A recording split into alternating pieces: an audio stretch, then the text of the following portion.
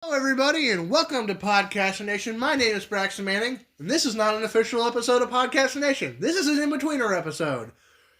I had an episode planned as host and still host for time to come, but nobody showed up except Ethan and Lucas, who are here with me right now. Hi. Say hi, boys. No, I'm not. Oh. You're just crazy. Hi. Okay, but Chris and Matthew didn't show up, which is disappointing. Hi.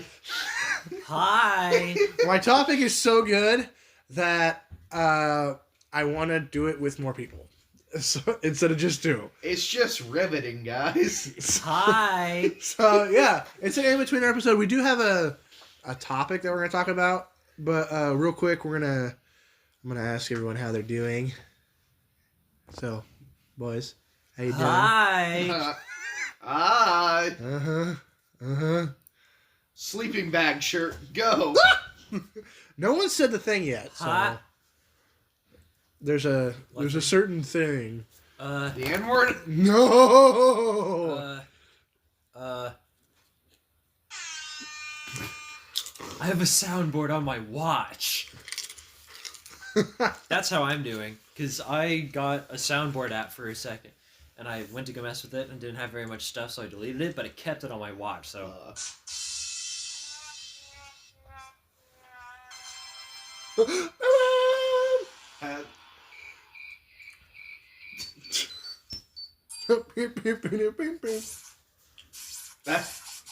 That's awesome. Yeah, I You just know. got a soundboard on your watch. That's all that You're a has. traveling soundboard. Yes. What's the thing we haven't said yet? I'm not gonna say it if you guys Alright, well, if you fuck guys don't remember. Yeah, it's Ethan, so basically you and I, we're just going to have our own episode. no. It's an in-betweener episode. I am still the host. You could just sit there in the back. No! Sit in the cock chair. No, my episode. It's been so long since I've hosted. Mine. Okay. Hi. Oh my god. Every time I say hi, we have to restart. No. So basically, I was, hi, hello everyone, welcome back to podcast. So I found a thing on Spotify. John Spotify? No. Does John Spotify have a wart? What? Does John Spotify have a mysterious wart? Is it a cancerous wart? No.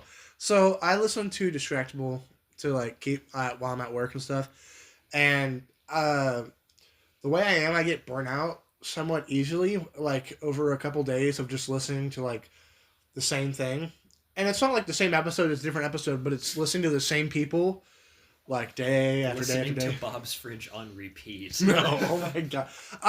That's probably the Distractable episode I've listened to the most. I can quote stuff from that. Like when I'm listening to that, I say stuff along with them because I just know that episode so well. Fuck off, Grandma. Anyway, I found something because Spotify has video and audio. I found someone has been posting Markiplier's FNAF videos, and there's a whole thing. So today at work, I listened to his entire playthrough of FNAF 1 and the first night of FNAF 2. And they continually post. Like, every day. Listening to a video game goes crazy, though. Dude, no! And it's because I've watched the video so many times that, like, I can see it in my head. Mm-hmm. So, like, it's fun because, like, it's just him, so he does a lot of talking and stuff, so it's fun to listen to him just talk. I love looking at Disney World. I saw a video on TikTok. I was talking about someone who, whenever they have a dream or a nightmare and it starts getting too scary, their brain does what's called a Markiplier mode, where just, like, basically their brain puts Markiplier in like the top left-hand corner of it's Markiplier's webcam and him in it in the top left-hand corner of the screen basically of the dream, and it's just Markiplier is like commentating to make him get through the dream. So whenever you have a nightmare, try throwing Markiplier up. Can I? Yeah. How do I download that plugin? Yeah, I was saying, I want that effect. Bro, that'd be amazing. Lately, while we're on the talk of dreams and stuff, lately I've told Ethan about this. I've been having like zombie apocalypse dreams. And it's so weird. Like I have a very, very vivid imagination. So I feel like it's stronger than some people's, which is crazy. But like I can see things very clearly in my head. So when I dream, I see and if it depends on the dream. Sometimes I don't remember them, but sometimes I have super vivid dreams where I remember lots and lots of stuff. Vivid sex dream. And I say last night I had a dream where somehow stop with a zombie.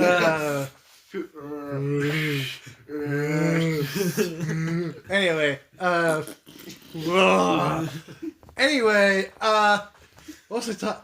Oh yeah, I had a dream last night where I was at work and I got turned into like a vampire.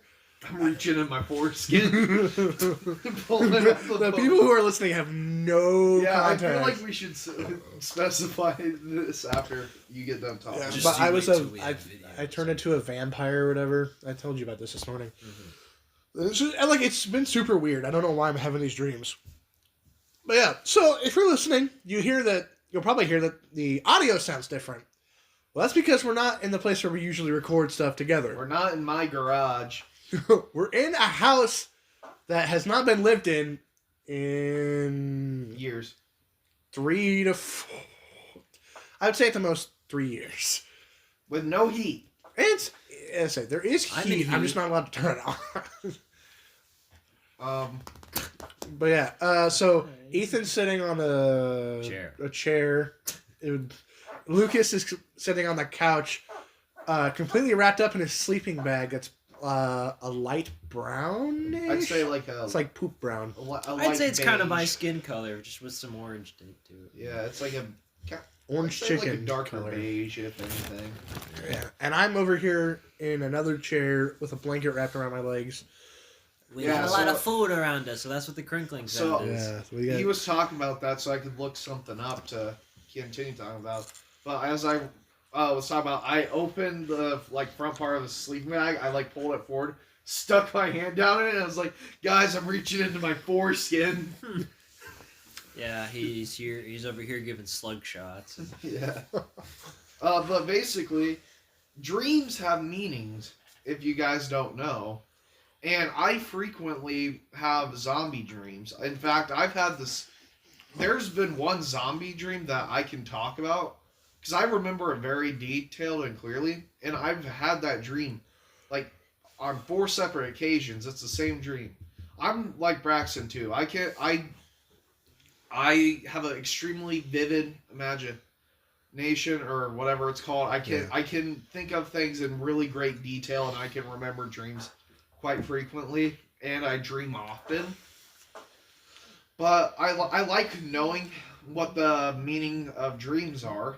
And one thing about a zombie dream, like if you dream about zombies or a zombie apocalypse, is one of the meanings is, well, the most common interpretation is the feeling of being overwhelmed, a loss of control in your life, bad habits or negativity, emotional detachment, fear of change, external pressures, or unawareness. Man, you're making me feel real good right now. The thing is that I feel like the way that some dreams are have their meanings written out. And They're stuff extremely vague, though. Yeah, just kind of like what's it called? Like star signs. Like It could be any of these things. they're- Gives you a list a it's mile all long. very vague and stuff Yeah. like that. So, my personal take on dreams, this is my personal take that holds very little salt, but it's my way of processing dreams. He wants a Reese's. Reese. Two. You want Three. Dos. Okay. But my personal take on dreams is that it is a way to see into a parallel universe. No, dude, and like, and No, I'm you're not like- laughing at you because that's dumb. I also kind of think the same thing. For at least I did for a while. Now I'm not too sure what to think of it. But for a while, I was like, "This is like a parallel universe kind of thing." And that's the thing. Like, it's not just like, what are you looking at? Oh, nothing. Don't worry about it. Okay, but like the parallel universe where I am living through the eyes of like I'm seeing through the eyes of a me in somewhere else, and like it helps me process the dream better. Like in my head, it helps me. What are you laughing at? Lucas, he's munching on the Reese's like a Squirrel or Like groundhog or chipmunk. something. beaver rodent, like a rodent. But and that's like and like I have several examples that I'm not going to talk about. But like those several examples are. I was giving back shots to a hot girl. No. That parallel me is lucky. Bro is storing food in his foreskin. Anyway, but it like and that's Just pulls out like a big wheel of cheese. Oh. Jesus Christ. Naturally made. Oh, oh, gross. But yeah, that's my personal take on dreams. Is that they're parallel universe stuff, and I know a lot of people don't believe that or anything, but that's that. I actually believe it, not to like an extreme thing where like it's parallel universe. Oh my god, it's all real. I don't- Just it's not just another me. I don't. I'm not like that. It's Yeah. just it helps me process the Yeah. dreams better. It's I don't believe in it. I mean, for a while, I was like, oh, it's showing me a sign of another me kind of thing, or another universe. Yeah, that's how I was to help me process through it. Now I know more about it and stuff, and there's like more of a psychological reasoning. It's to help your brain store the daily information and go back and play through some of the daily things, help keep information, store information, and process things. But also, it's your brain's way of telling you when things are wrong, but without like being direct about it. Like it's your subconscious telling you, hey, some shit's going on that we need to get addressed. Yeah. Like the whole thing of feeling out of control kind of thing. The last dream that I can remember was Friday, I think. I know it's not helping Sorry. that I think Yeah. when I said Friday, I think, but it's like I don't know the exact day that I had. I just know it's the most recent dream that I had that I can still recall, and I had to Okay, I remember now. I had to go and do something in this dream. Like I had to climb a waterfall at one part in the dream. Like I was with a bunch of people. We were in the woods and I had to climb a waterfall. But as like we were traveling to the woods, I jumped out of the car that we were traveling in, and the car crashed into a nearby building. So I look it up after the dream because that's like the most. That's like what stood out the most in the dream is like the car crash, and it was like one of those things of like feeling like your life is crashing in front of you and not being able to do anything about it. Okay. In my latest, one of my latest zombie apocalypse dream, because I had three that stick out. One from probably about 6 months ago. Mm-hmm. The second one, it's a couple weeks ago, probably. And one that happened literally probably like Sunday evening. And in that one, Ethan actually got eaten by zombies. I seem to I was holding an Uzi and I was shooting the zombies off of him. consistently die in people's dreams. Like I died in a lot of my brother's dreams and stuff Well, like that's that. the first one you've ever died in mine. And like it's because a couple of old people were getting eaten by the zombies. And Old people. you went back up to the platform to grab the like your pack and your weapons and stuff to come into the house, but you died because you Funnily didn't enough, get to the house fast Ethan, enough. I think out of all the dreams you've been in, for me, you are always like the, I guess the anchor kind of thing. Like you, if that makes sense. Like you're the most like consistent in your actions. Like you don't do anything like you wouldn't do in real life. Thank you. I try my best. Like you don't. You basically are the same in my dreams as you are in real life. You don't do anything too crazy or stupid. I don't remember a lot of my dreams, so I can't really talk much on this. But also, one of the things you mentioned about like, you know, you like dreams being like your body telling you like, hey, something's wrong without being direct. Yeah. Kind of made me think of like, you know, your brain's like quietly telling you like, hey, you know, I've been feeling a little insecure lately. Look at this! Your teeth are falling out! Oh my god! And then you wake up and you're like, oh, what the fuck? No, I think teeth are falling out is like your body's way of just kind of like freaking out that you're getting older. It's like just like a fear of being older kind of thing. I've heard it about being like insecure. Again, Like- it's like vague. I think I don't think I've ever had a dream where I showed up to school naked. I've never had one of those either. Like I I'm always know fully I clothed. know I had like a dream or two where I was like naked in public places though, but even then it wasn't like an embarrassing thing because I don't just have like a towel wrapped around me or something. So I was like, it's okay. I still remember the forbidden dream I had of peeing in my toilet. What? Well, you know, if you got to go to the bathroom in your dreams. Oh. Yeah, because I was like, oh crap, I got to go to the bathroom. I run to the toilet and I'm like, oh, someone. Wait a minute! And I woke up and like, ah. This was a while ago, don't worry. But I do have them. This was last night. It was a while ago, like 3 hours ago. That's wild, right? I do have. He was sleeping on his couch. My pants are still wet.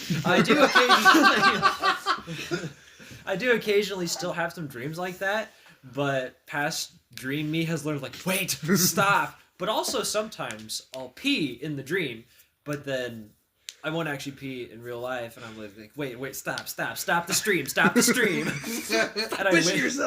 And I wake up, it's like, I gotta get out of here. Funnily enough, I've actually used the restroom in my dreams a few different times, and I've never like peed or pooped in real life, like asleep.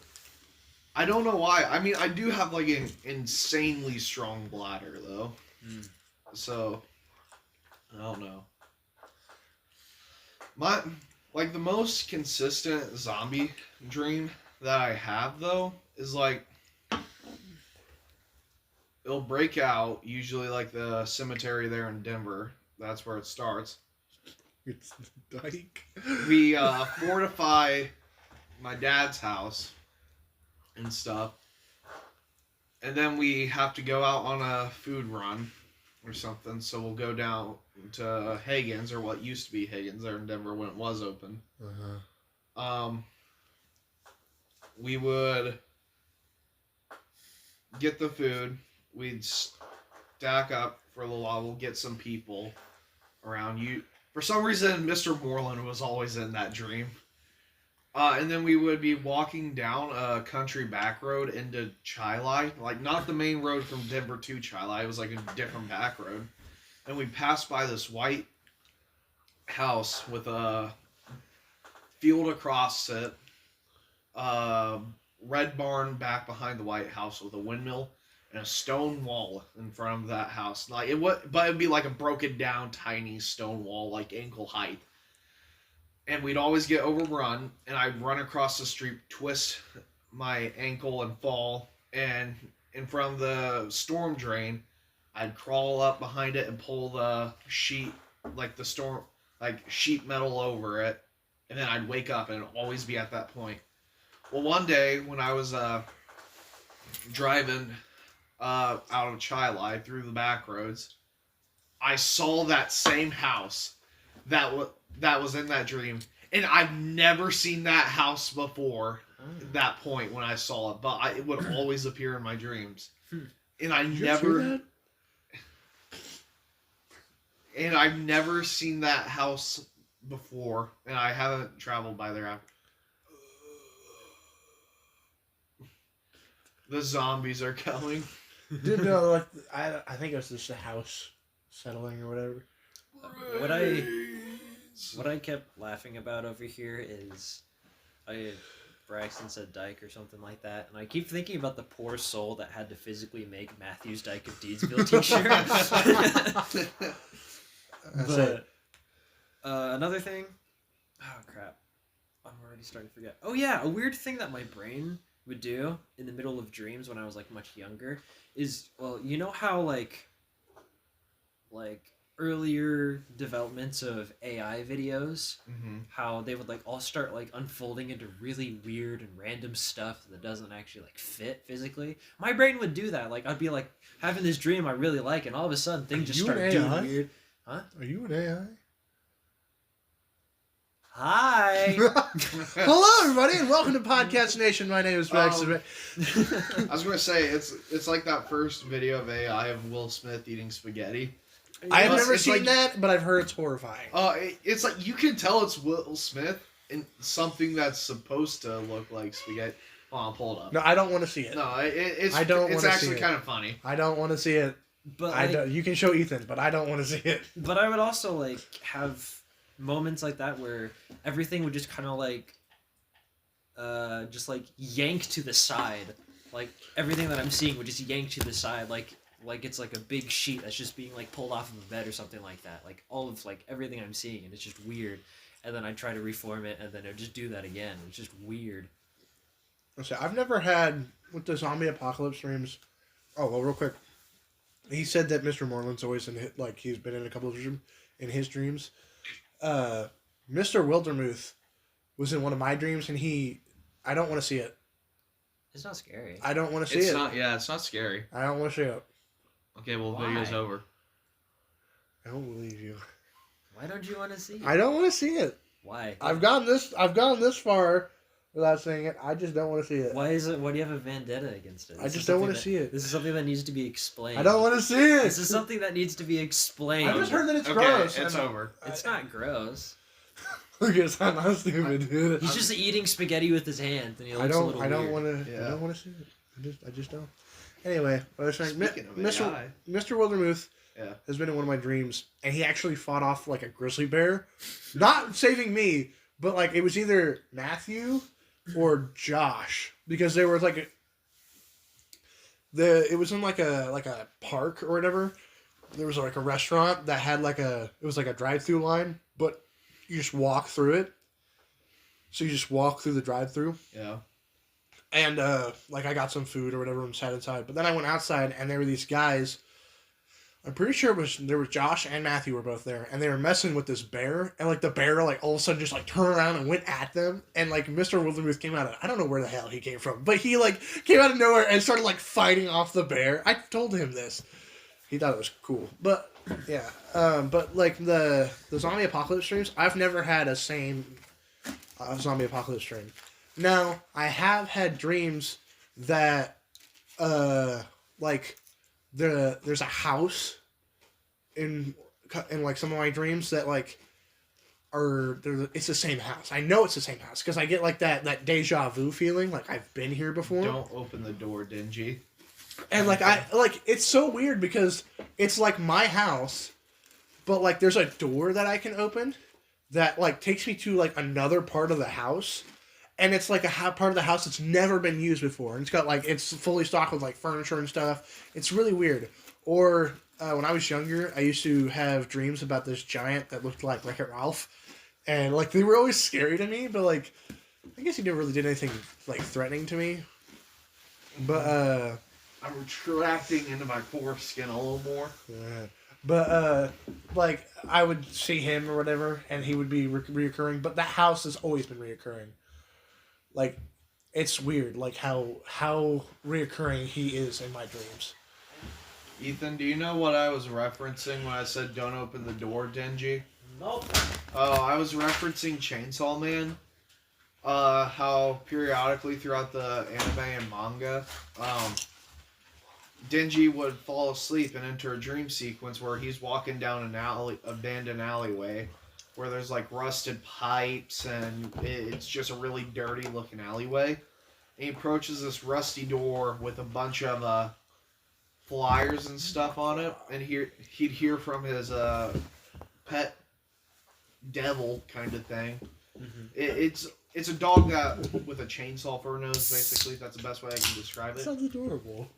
Okay, well, to preface it, the dog's kind of dead and kind of not. Basically, chapter 1, Denji dies, and as he's like, Spoilers. he gets killed by like zombies, essentially, from the zombie devil, and thrown into the trash. Well, as he's dead, blood falls from his mouth and lands in Pochita's mouth, which is his pet devil dog, Chainsaw. Which blood heals devils. So Pochita formed a new contract with Denji, where Pochita would replace Denji's heart. In exchange, Denji gets to show Pochita his dreams and stuff. Because Denji grew up extremely poor, had to kill his dad, didn't know his mom, worked for dirt cheap for the Yakuza to pay off his dad's debt. And so in exchange for being brought back to life, he would show Pochita his dreams, because he would talk about his dreams with Pochita, and Pochita loved listening to him. Well, anyways, he would be walking down this hallway, or this alleyway, and get to this rusty looking door, and from behind the door he would hear from Pochita, the pet devil dog, "Don't open the door, Denji." And every time he would open the door. And then what would proceed to happen within the manga and show, something bad would happen. So the first time it happens is after he opens the door, he meets a new girl, and they fall in love. Well, the girl ends up backstabs him and betrays him, while still also loving him. And as they go to and agree to meet up at this cafe that they originally met at the end of like the little arc, this other girl, Makima, who Denji's obsessed with, kills that second girl. And so basically, that girl, whose name is Reze, dies thinking Denji set her up to get her killed.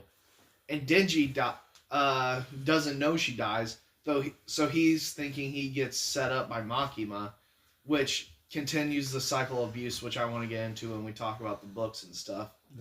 Yeah, that's our title Our topic for today is books. We've been talking for a little bit.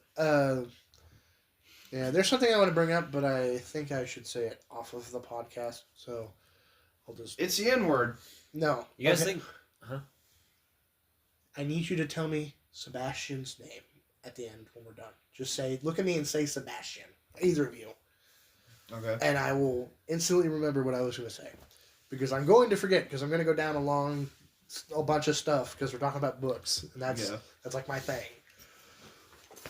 I'm probably not gonna have a whole lot to say in this, but I was gonna say most of my stuff will probably be about manga, because because that's just kind of the thing I've been into recently. So yeah, books. Well, we're gonna talk about like favorite authors and like our favorite book series which we like, and then kind of like why we liked them, and like if kind of inspiring things that you like that you kind of taken or whatever. Yeah. I'm gonna go ahead and start real quick. Just kind of stop. My favorite author is Rick Riordan. He writes Greek mythology, Roman mythology, Percy Jackson and the Olympians, the Heroes of Olympus, the Trials of Apollo, the Chronicles of Magnus Chase, or no, it's the Kane Chronicles, and then something with Magnus Chase. It's really cool. It involves Egyptian mythology, Norse mythology, Greek mythology, Roman mythology. He's done a ton of stuff. I love his books. I've read almost all of them. I have almost all of them too. It's great. I have never ever watched the movies because I've heard that they're very unfaithful to the books. But I really want to watch the series that came out on Disney Plus. I have Disney Plus now, so I could watch that. But I've avoided it because I'm just like, I don't want it to like ruin Percy Jackson for me, because like I love that series. I started reading it in 4th grade, and I'm graduated now. We all are, but I've been reading it since then. So 4 to 12. That's math. It's 8. 8 years I've been like not religiously, but like almost. But I've been reading his books and like trying to keep up and stuff, and I love. So he's my favorite author, and I'll let you guys talk, and then we'll go into like favorite book series, in which I'm gonna have a lot to say because, holy crap, do I read a ton of books. Favorite author? I got a lot of favorite authors. I mean, if I were to say like overall, Gege Akutami, he's a manga writer for Jujutsu Kaisen, which is also my favorite book series and anime. I think it is the best thing that has been written in terms of manga and anime, like in the most recent years and stuff. And I just find the world building and stuff he does really good. I also really like Ray Bradbury with what he did with Fahrenheit 451. So, why do I know that? Well, that's why. Which that's probably one of, if not my favorite dystopian books. The Hunger Games are a close second. I really like dystopian futures and stuff like that. I really enjoyed reading The Giver. Yeah, That was a good one. Stevie has all the Giver books. Apparently, there's more than just that first one.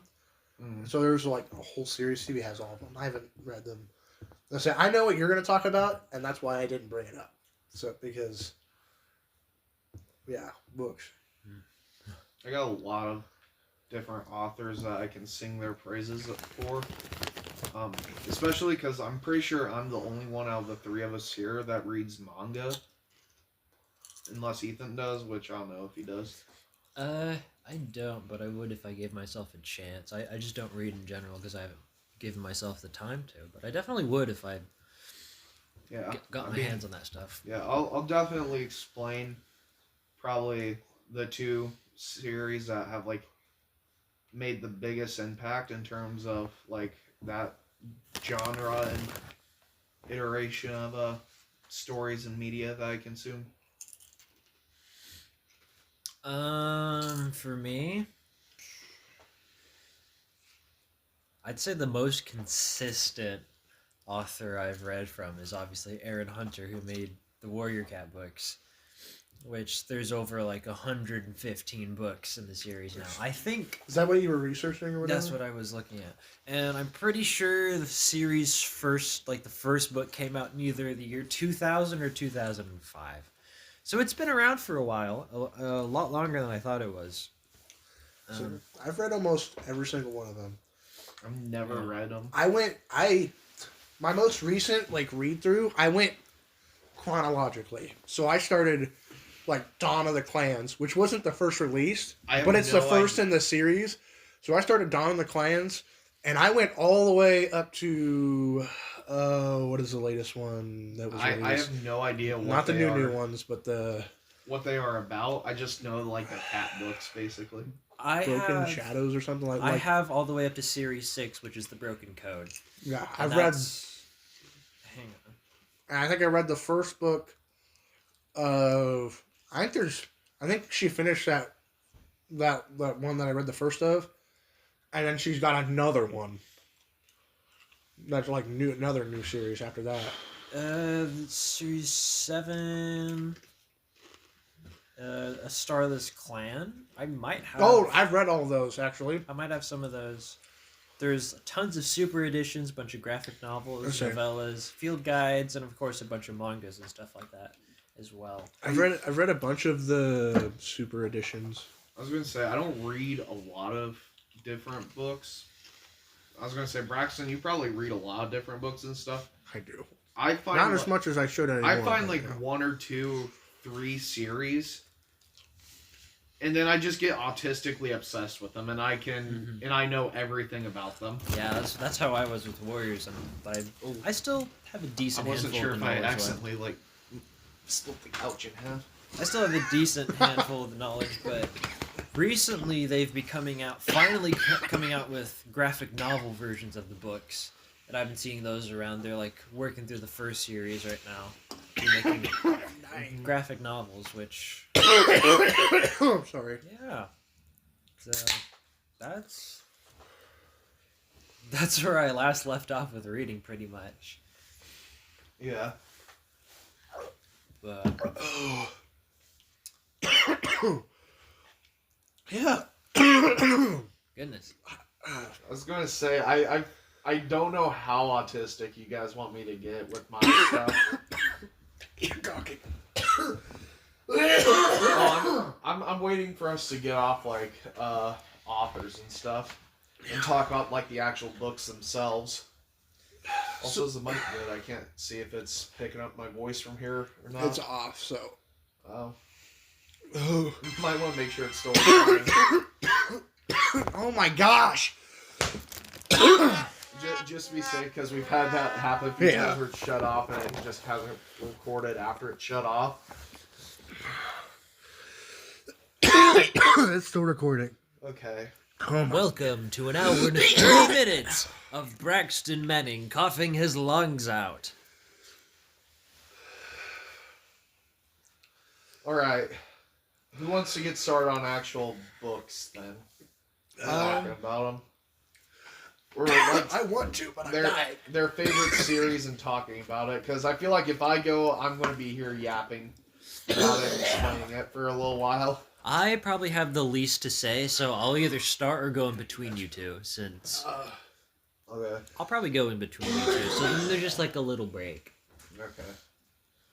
I mean, I guess I can talk about this one, which is the one I've most recently been getting back into. Are you vomiting?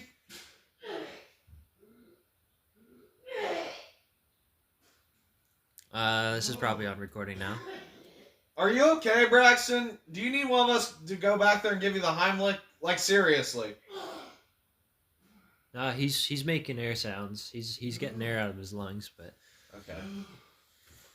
But, the most recent thing I've been getting back into is Chainsaw Man, which is a manga that has been adapted into an anime by I'm going to look it up just because I don't want to get the name wrong, but I think it's pronounced Takamichi Fujimoto.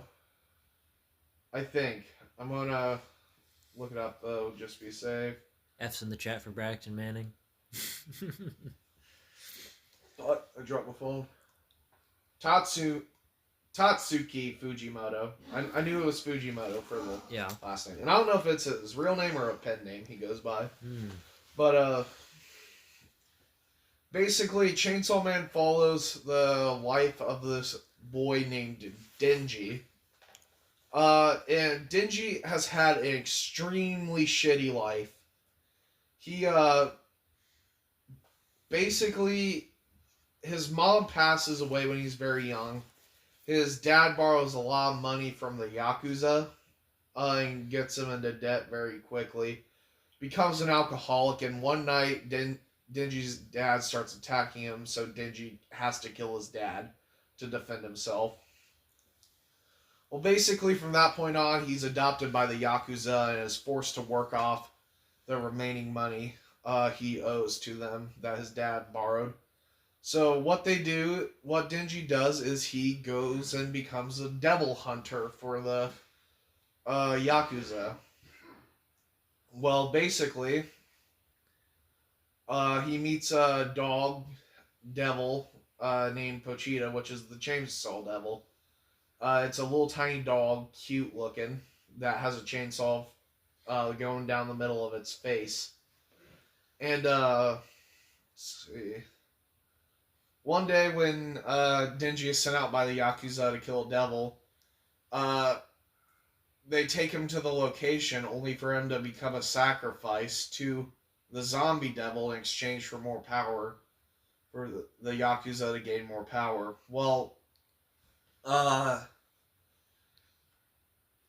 Denji ends up dying, and he forms that contract with Pochita that I talked about, where Pochita replaces his heart, and he gets to live again.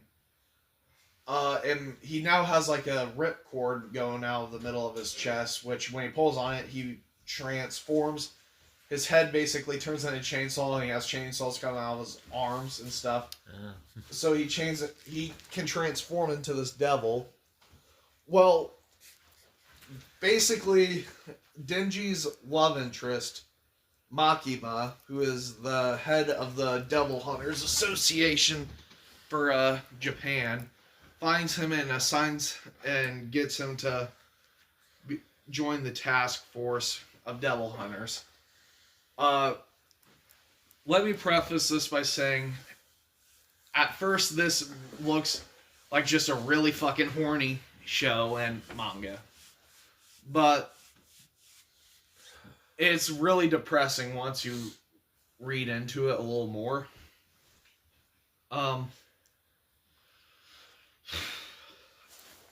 Basically, Denji has had a very shit life, like he said.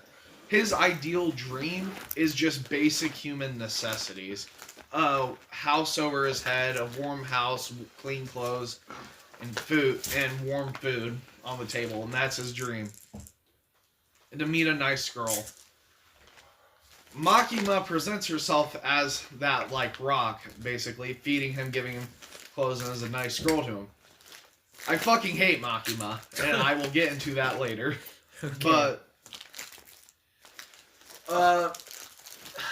Denji's cycle of abuse continues. He works for the Devil Hunters Association, and as he works there, he encounters a lot of different things. It's very hard to talk about because I don't have it, like, I didn't study any of it before coming here, so I'm just going off what's coming off my head. Well, because Denji grew up in a very bad household and lost his parents very young, he has a lot of issues, and one of those issues being is he doesn't really know what love looks like. And so throughout the story of Chainsaw Man, the main focus of it is learning to love, essentially. And there is a panel from the manga where Denji is crouched over in his room, like he's just squatting down, looking at the floor, hands wrapped around his knees, kind of thing, just looking like he's pouting. And he says, probably one of the funniest yet saddest things, because just before this, Makima asks Denji, "What is your dream? What is your goal that you're wanting to achieve?" And you would think it would be something like a stable house, food on the table, being able to take care of himself. Mm-hmm. What he says, and I shit you not, he says to himself as he's alone in this room, "I want to touch some boobs." He's got his goals in line. He is the most relatable character ever. No. Which, yes, funny, haha, but it's also like, he doesn't know what it's like to be loved or feel love. Mm. So his idea of love is like the most baseline you can get. So I saw something that was like just kind of cutting apart Chainsaw Man and like diving into the different things about. So what it was basically saying in that scene of, "I want to touch some boobs," it wasn't that he actually does. He actually does. It's more of him trying to express his feelings and wanting to be cared for and be like be vulnerable with someone. Well, you later on in the series you enter something called the Reze arc, which is the most recent arc that has came out in movie form for Chainsaw Man, and it's the happiest it ever gets for Chainsaw Man. Basically,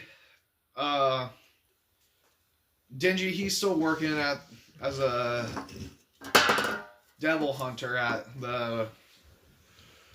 for Makima and the Tokyo Devil Hunters Association, stuff like that.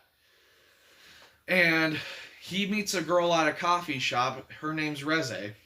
And Reze meets Denji and they immediately click, they connect.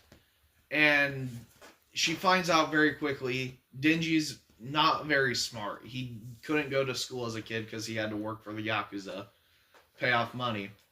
So he doesn't. So what she does for like kind of their first date is she takes Denji to a school and teaches him some basic things. Well, a conversation continues, and she finds out Denji's never even learned how to swim.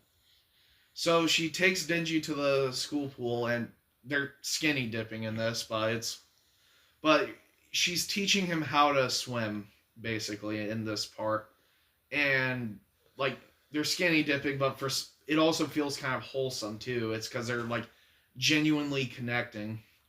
Well, it's revealed that Reze is the Bomb Devil, which is one of the close associates to the Gun Devil, which is like the main devil they're hunting down and trying to kill. And so what ends up happening is Denji has to make a decision. Does he stay and help Reze and to be with Reze, a girl who genuinely cares about him?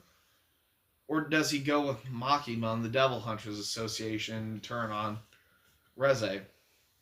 Well, he decides to turn against Reze, and they basically have a big fight and stuff, and it causes a bunch of damage and stuff.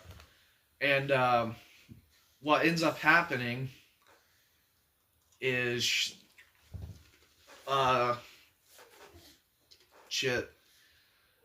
it ends up in a port where Denji like wraps her around in like the chains of the chainsaw and drags her to the bottom of the ocean and says, "You should have never taught me how to swim."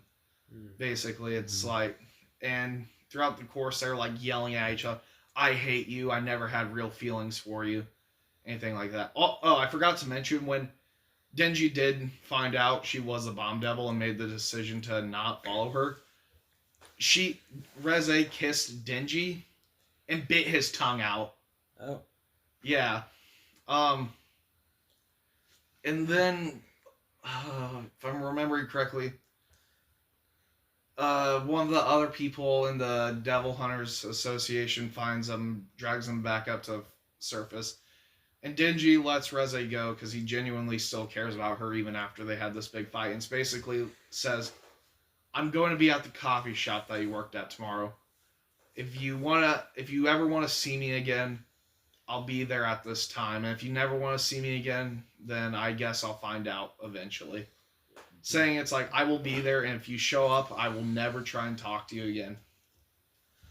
Well, Reze goes and decides she wants to see Denji again. She still genuinely loves him and connects with him. So she grabs a red flower, which is like a symbol of love and admiration for someone. And as she goes walking down the alley towards the coffee shop, she gets stabbed in the back by Makima, the same girl who Denji also really likes, and causes her to bleed out in the alleyway. So, like I said, Reze dies thinking Denji set her up, and Denji never finds out she dies until later. Later on, so he thinks for a while he got stood up and no girl would actually ever love him. Funnily enough, there was a question that was asked at the beginning of like the movie, because I watched the movie version of it and then I read the manga part of it. Reze asked Denji, "Which would you rather be, the country mouse or the city mouse? The country mouse never tastes great food, but is a lot safer than the city mouse. The city mouse doesn't. The city mouse eats a lot and tasty food, but always lives in fear of being captured." Reze answers she'd rather be the country mouse, enjoying safety and security over like the fear of being caught and hurt. Whereas Denji chose the city mouse, and he would like how he'd rather take on the risk just for a better reward, essentially. While Makima appears behind or in front of her in the alleyway, and like a column of rats, basically, like a bunch of rats pile up, and she rises from the ground, and is like, "I would be the city mouse." And it's like, says something along the lines of, because the city mouse is always bigger and the bigger mouse beats the smaller mouse. Or it was something like that. Like I said, I don't really remember too much of it. And it continues, the story continues on from there. I'm not too sure what comes up after that. But a lot of shit happens, and it's revealed that Makima is the manipulation devil.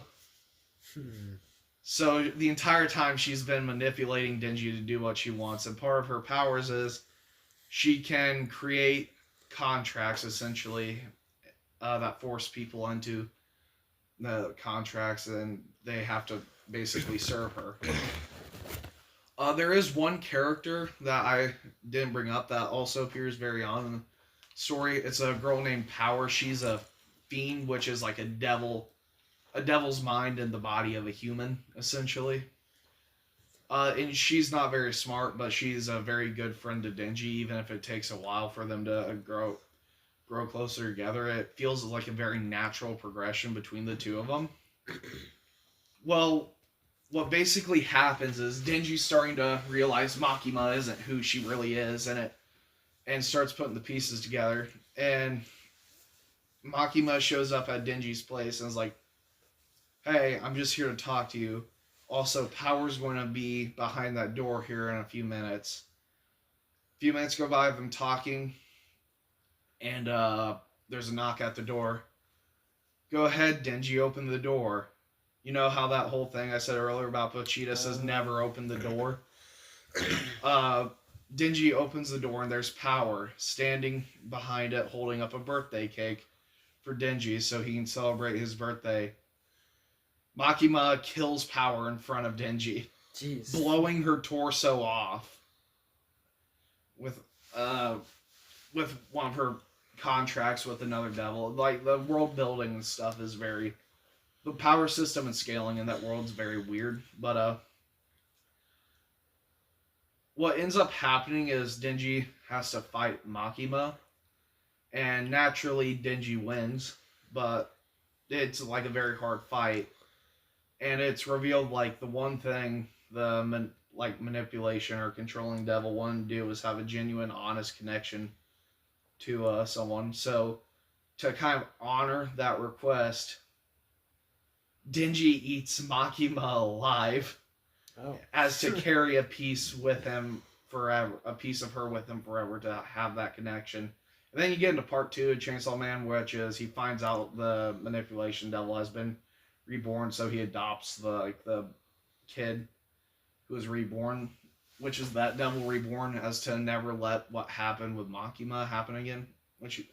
I explained it very shitty, and I know I left a shit ton of stuff out, but that's because I don't want to yap about it too much, because there is another series I want to yap about a lot more, but I also want to let Braxton and Ethan talk about it.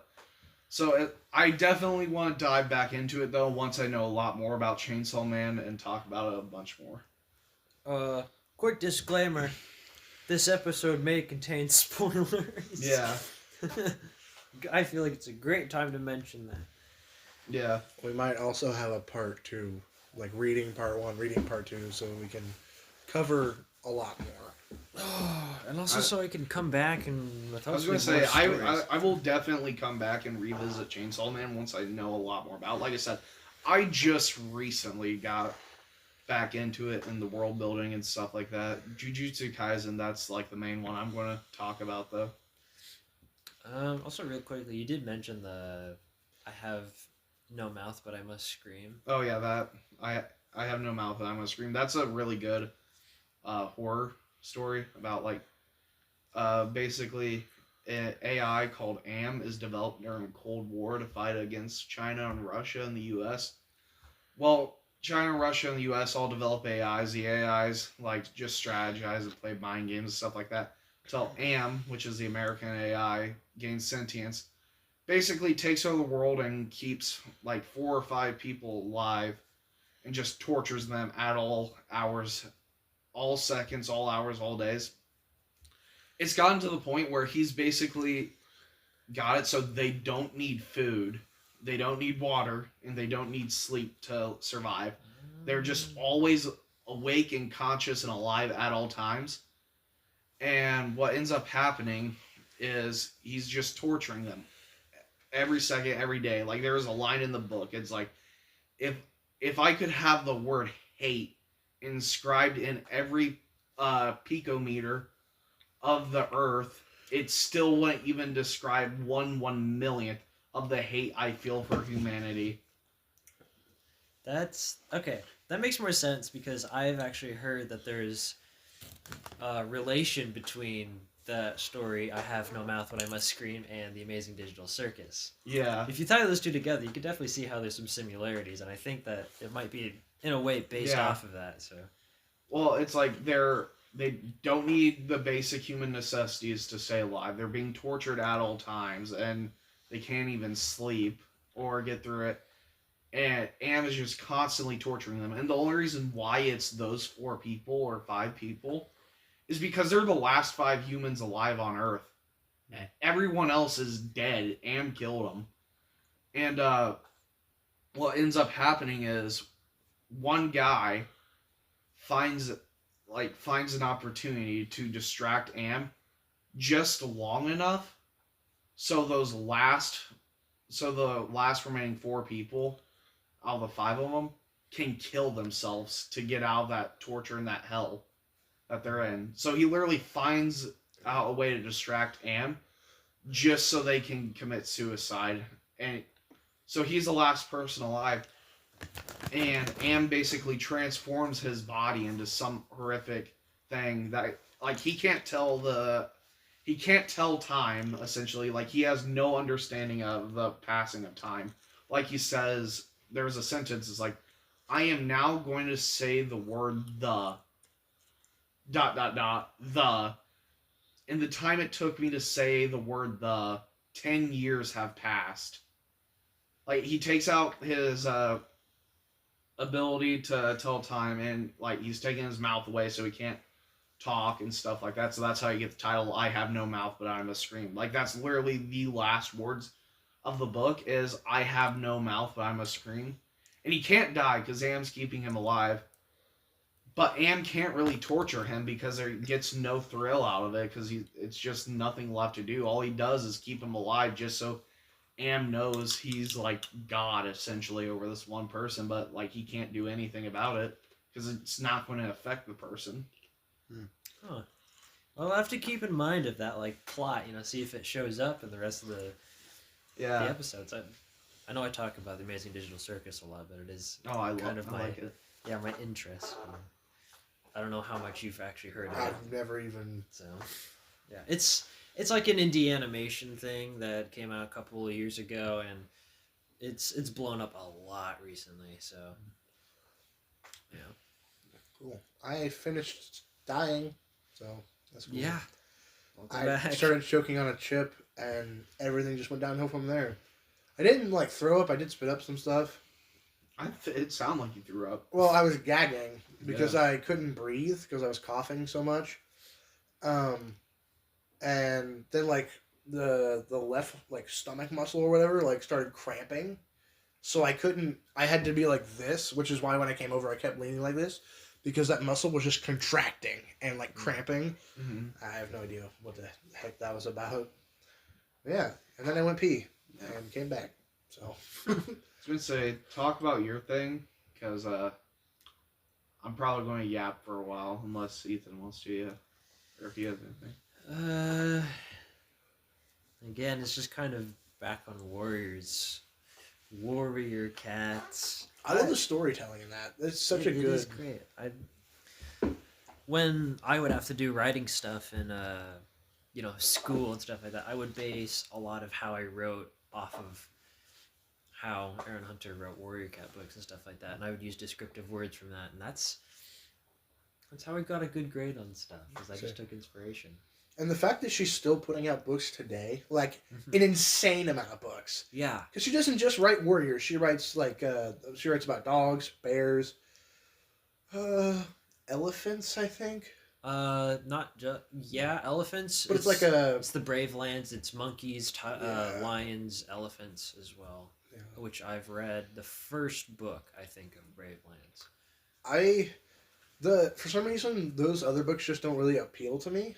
I guess it's just the books that I grew up with reading, Yeah. Warriors, and that's just a series I'm invested in. Like I said, I did a whole chronological read through, which took me forever Yeah. to do because there's just so many. But I say, one of my dreams is to eventually own all of the books.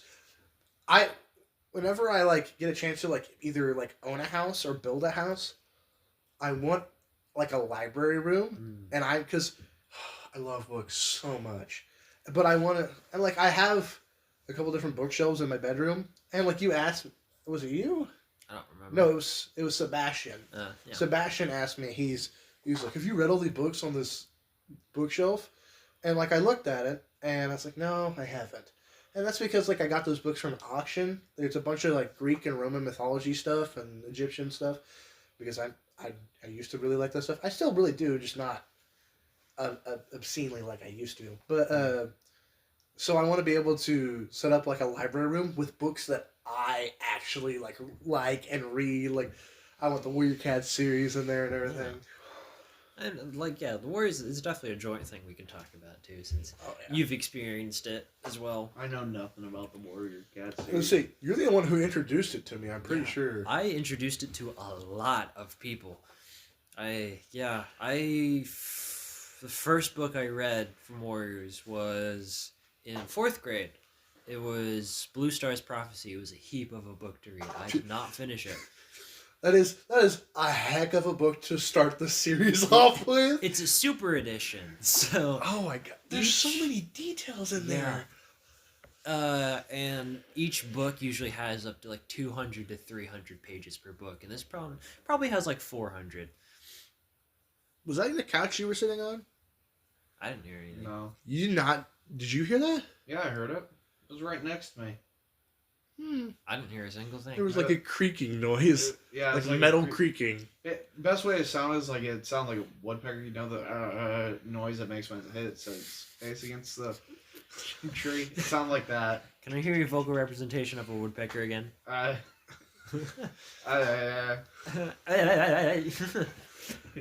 Anyway, yeah, so it started from there, and then I eventually realized that I was starting at a completely random spot in the books.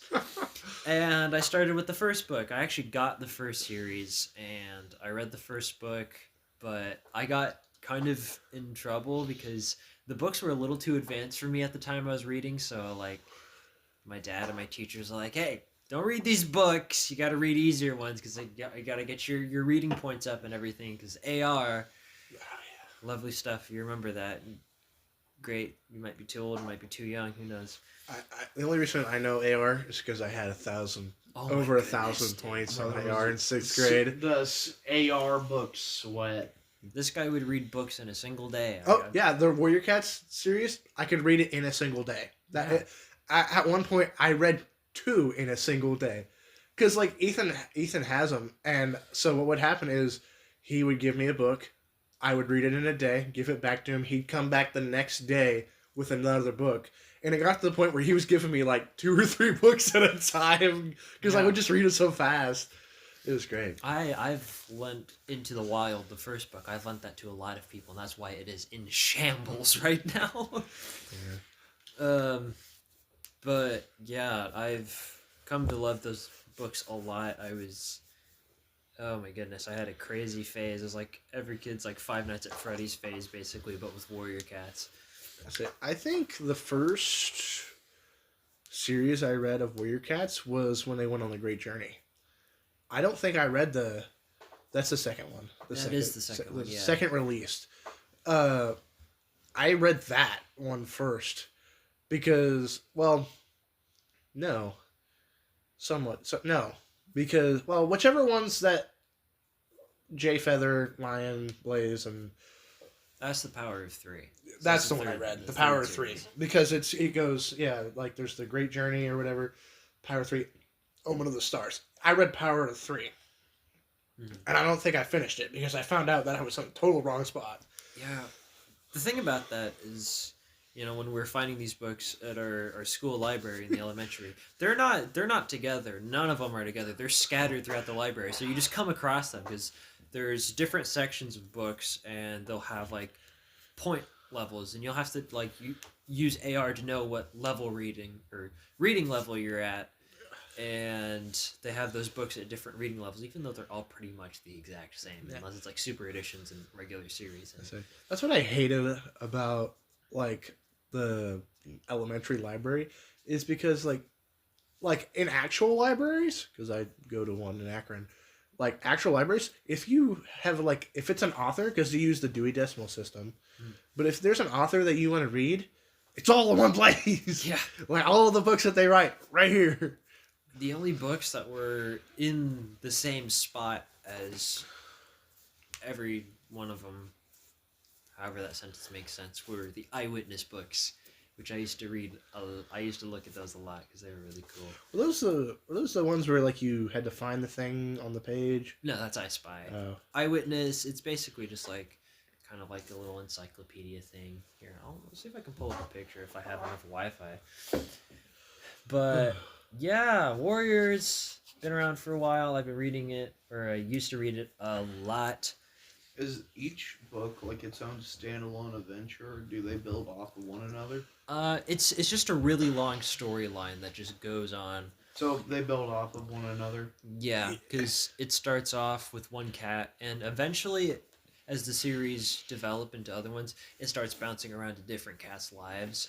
What's And the plot?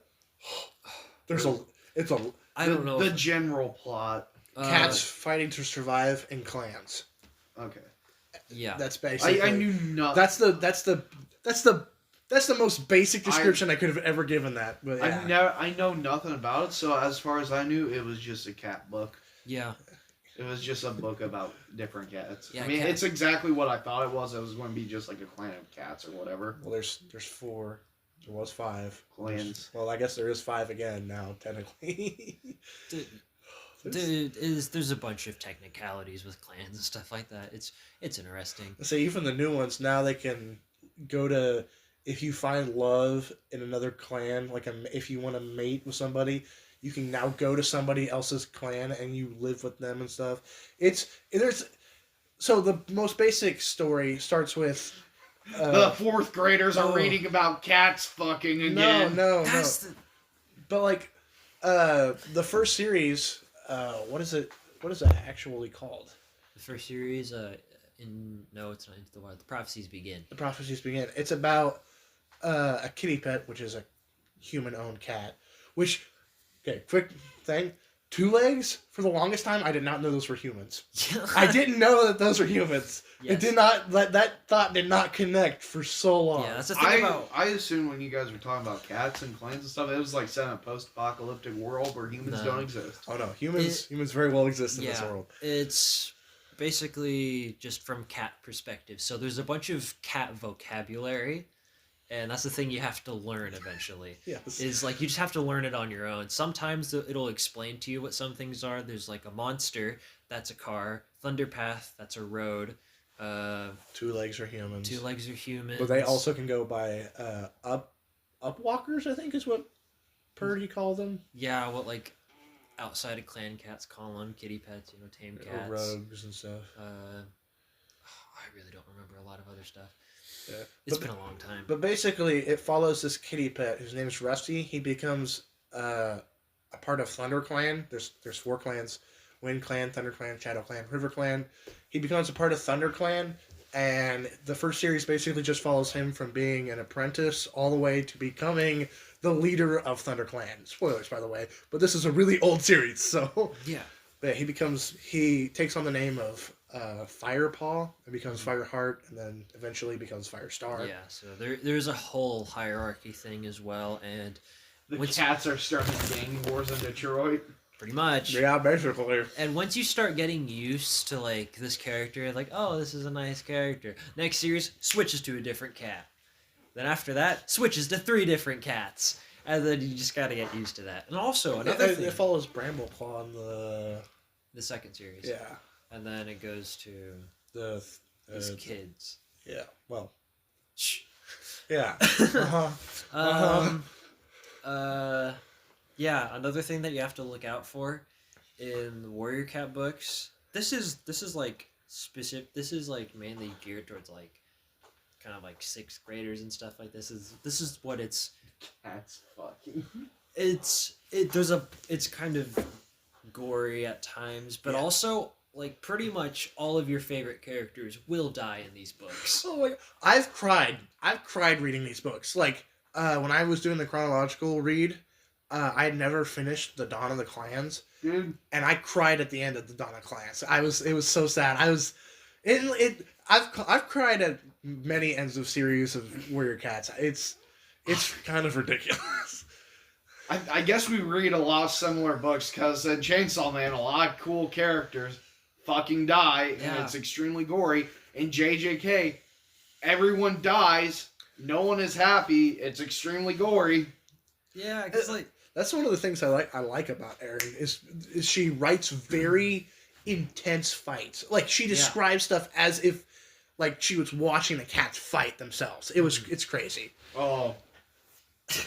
I am excited to tell you guys about JJK then. but like it's kind of funny because like describing a cat fight like that, but then when you see one in real life, it's just like a couple of seconds of them just tussling at a ball and then they run away. It's really cool. What else? Yeah, the community's grown a lot over. I've multiple years. never followed the community. I've always just kind of like stuck to my own thing, just kind of read that, and Yeah. because I've heard there's a lot of like fan theories and stuff like that. Oh, absolutely. Yeah. And I'm just like I don't want that in my life. I Yeah. I want to stick to just having my own opinions. It's it's just a fandom thing. It's just something you deal with when you're part of a fandom.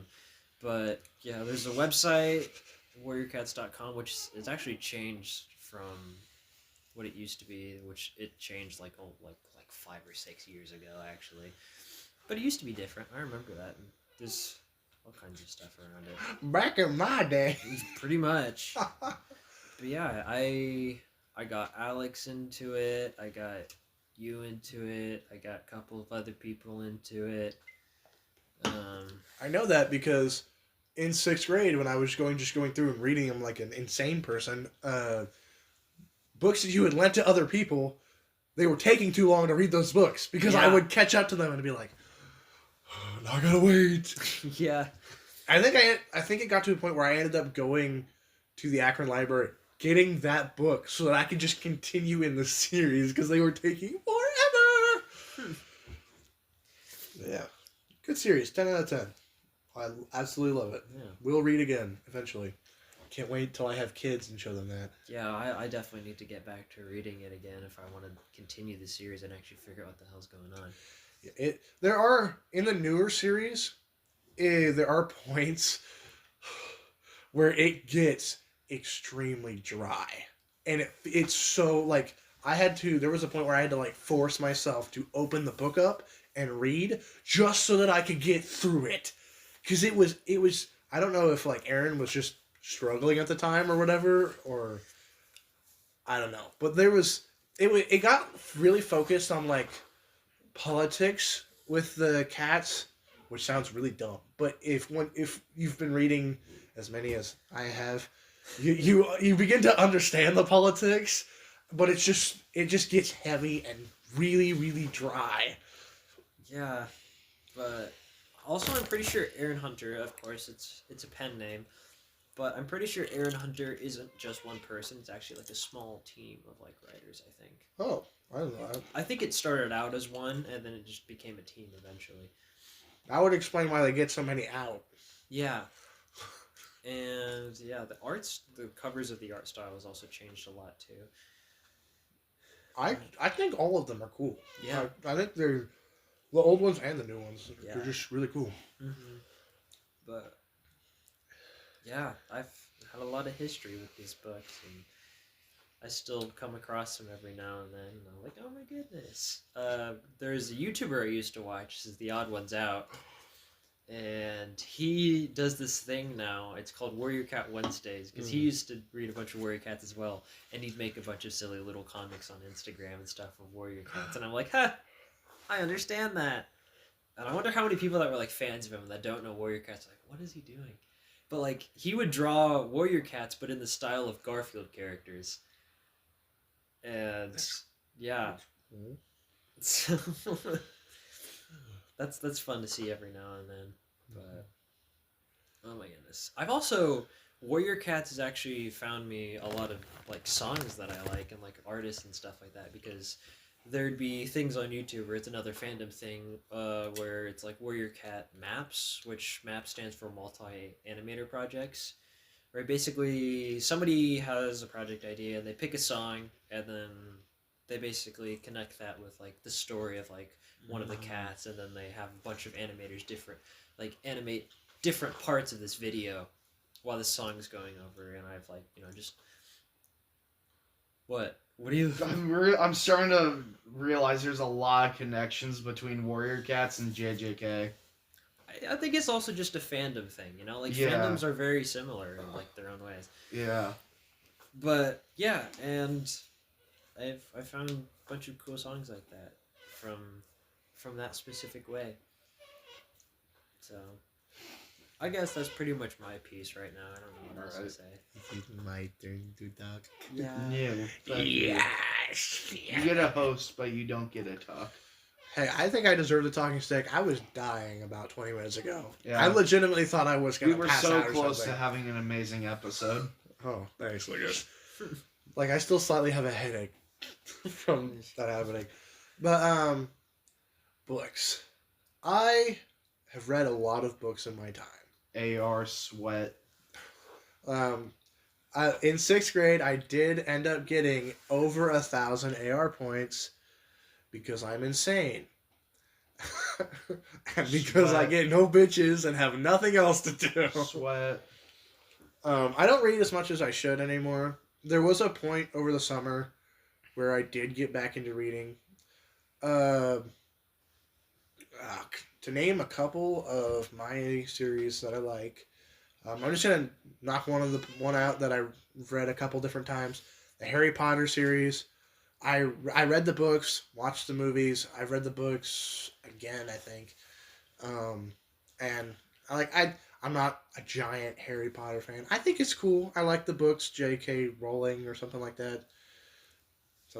Yeah. Rowling, yeah. Mm-hmm. She's really cool. I really like her books that she's written. Okay, time to go down the list. There is a series. I forget exactly what it's called, but it's like the Land of Stories or whatever. You may have to do some research for me, Ethan. I barely have any internet over here. Okay. I like the who was, what was, who were, who is books. The biographies of people. Yeah. But the Land of Stories, it's the first book is called like The Search for like the Wishing Spell or something like that. Man, it's a really good series, and it basically combines like a bunch of fairy tales into one universe. I've read that series a couple different times. I actually just bought 3 books from the bookstore. I forget what the bookstore's called.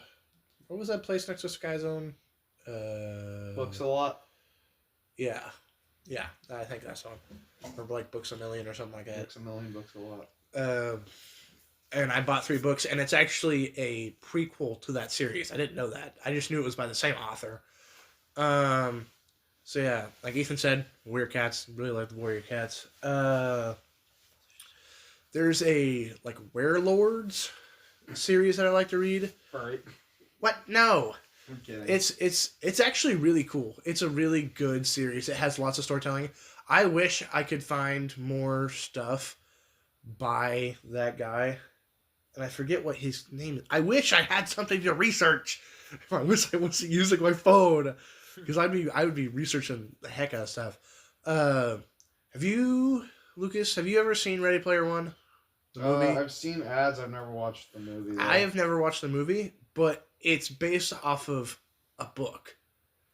And I have Ready Player One, and then there's a second book called Ready Player Two. Mm-hmm. Both are very, very good books. I've read both of them. They're great.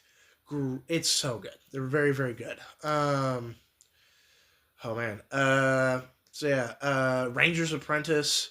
I read all of the Ranger Apprentice books. I I've read some of the Brother Band books, which is mainly focused on Vikings and stuff. Jurassic Park. I like the movies, like the original 3 movies. So I like those a lot. But the entire franchise is based off of 2 books, and they do not follow the books at all. It makes me so mad. They're great movies by themselves, but when you take the books and you look at the movies, it's like, what the fuck happened? Jurassic Park and Jurassic Park, I think it's actually just called The Lost World. They're amazing books. I own both of them because they're so good. And I would give up all of my technology just to buy more books because I love books. Do it. Ted Kaczynski it. Do it. Get rid of all of your technology and only read and just get books. Tech. Ted Kaczynski it minus the bombing, sending bombs and mail stuff. Plus. I don't know if I'm at that point yet. Oh. But like, yeah. I love books and I want to read more, but like my brain, the way it functions is just doesn't want to like compute. Like I don't have, it's like a lost art technically to me. And like I'll still pick up a book and I'll sit there for like 3 hours just reading a book. It'll be the greatest thing ever.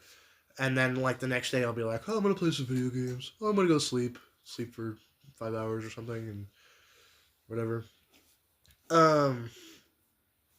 Yeah, or I'll scroll Instagram endlessly. Thanks. Anyway, yeah, I just love reading books. There's so many. Whoa, Mike's cursed. Lucas is taking pictures of us without our consent. I'm gonna show you. Anyway, yeah, I love reading books. There's just so many. I love reading them. All kinds of books. You guys know War and Peace by Leo Tolstoy? No, I do not. It's a really famous book, but it's also like this. Why is there a black smudge on the wall back there? There's a shadow. Yeah. But like the rest of the wall behind that is lit up. It's just that one spot on the wall is just dark. Whatever. Anyway. Oh. Anyway. It's a ghost. No. Anyway. Yeah. What was I saying? God damn it! I was ready to talk about a book series, but what was I saying? Crap. What was the name? The first one compared to the second one looked like it moved up. It's probably the shadow Probably. from your flash. Oh yeah, you know what? That's probably it. Probably. I forget what I was saying. Crap. It's on the tip of my tongue, kind of. You just asked me if I read it or heard of it or something, and I said no. Anyway, I just love reading. I could read endlessly. I read. I could read a lot more if I wanted to. And War and Peace, Leo Tolstoy. Yeah. It's a really it's about War and Peace, but like France and stuff. Really? Yeah. I would have never guessed. Have you guys ever heard of like the 7 Years War or the 10 Years War or whatever? Yeah. Like, it's basically based on that. It's very detail heavy. If you've ever tried to read like the Fellowship of the Ring, it's similar to like that style. Mm-hmm. It's not fantasy. It's based on like it's like historical fiction or something like that. But like it's written in the same style of Tolkien. Yeah. Or Tolkien or whatever it is. But I got decently far in it. Yeah. But it was I just couldn't do it. And if a book doesn't hold my attention, I'm just gonna look at you now. I'm not gonna. It's in the corner of my I eye, know so- it's bothering. I can take my glasses off. I can't see anything. But yeah, I got decently far into it before. Lucas Before Before I just like gave up on reading it, but like if it's got fantasy. Gregor the Overlander. Oh, Great series. I love reading those. There was a series about this human kid. He got sent to like an alien school, and then like I followed a bunch of his stuff. I've actually never read the entire series, but I had like 4 books that were like kind of out of order. That I read those all. They was really good. There was another thing. I don't remember exactly what it was. There's a lot of stuff that like I read an obscene amount of stuff. I have comic books and stuff that I read. Like I said, Rick Riordan. I've read those books so much. I want to get like all new ones because I've let Stevie like borrow them and stuff, and Stevie like just. It got to a point where like I don't let Stevie borrow my books anymore because he would destroy them. Lucas is like tripping over here. I don't know what he's doing. blood. Suddenly he's gotten into gooby mode. He's Goobin. But yeah, but Matthew isn't here to goob, or Chris isn't here to goob out. So. But yeah, I just love reading. I would love to come back prepared.